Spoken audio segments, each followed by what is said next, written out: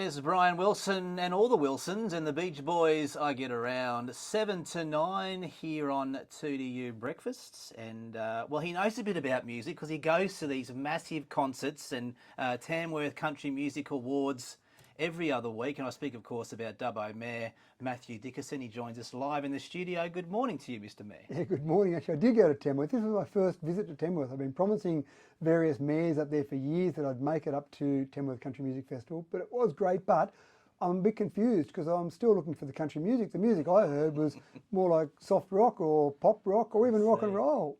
Fascinating. Gone are the days of the Willie Nelsons and the Slim Dusties and all of that, it would seem, you think? There were a couple of artists like that, but most of them, and I was impressed, don't get me wrong, they were great, and the award ceremony, the golden guitars were fantastic, but the music that was there, I'm sitting there going, well, when are they bringing on the country music? All right, you're going to upset some people there, Mr. Mayor, so we might leave that one right alone. And talk about, this is Brisbane Council, by the way, so let's start by saying that a person or a family has written in chalk on the concrete next to a barbecue table, "We have reserved this table from 5 p.m. to 9 p.m." Tell me this isn't a standard way of booking tables in the Dubbo Council, please.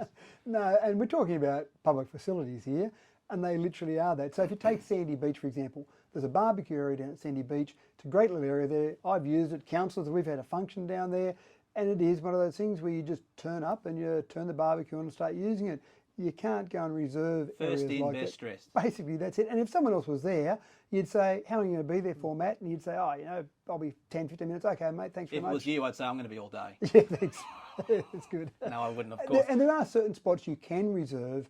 So, for example, Victoria Park. If you're going to have a wedding and you want to have a function of some sort, something in Victoria Park, for example, you can book certain areas, and some things there are costs for, some things there's not. Japanese gardens, the Japanese gardens, Shoryuan, for example, that's very popular for weddings, for various ceremonies there.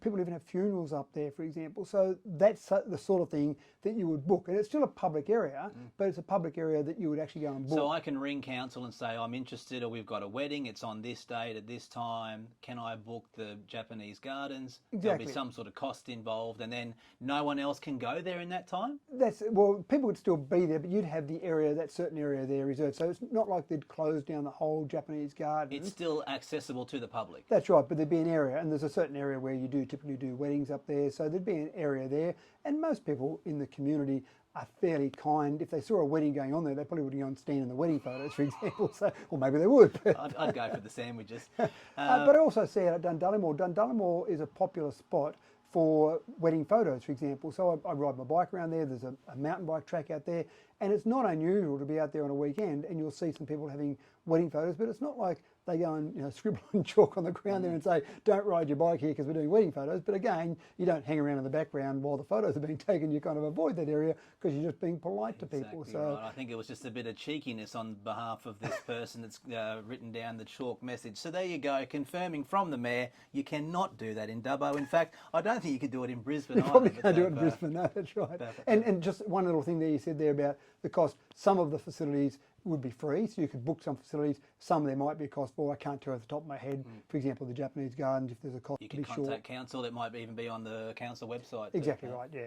All right, Mr. Mayor, quick one, but a good one. Thanks for your time this morning. My pleasure. It's 3 minutes to 9. That's about it from me here on 2DU Breakfast. Enjoy your morning.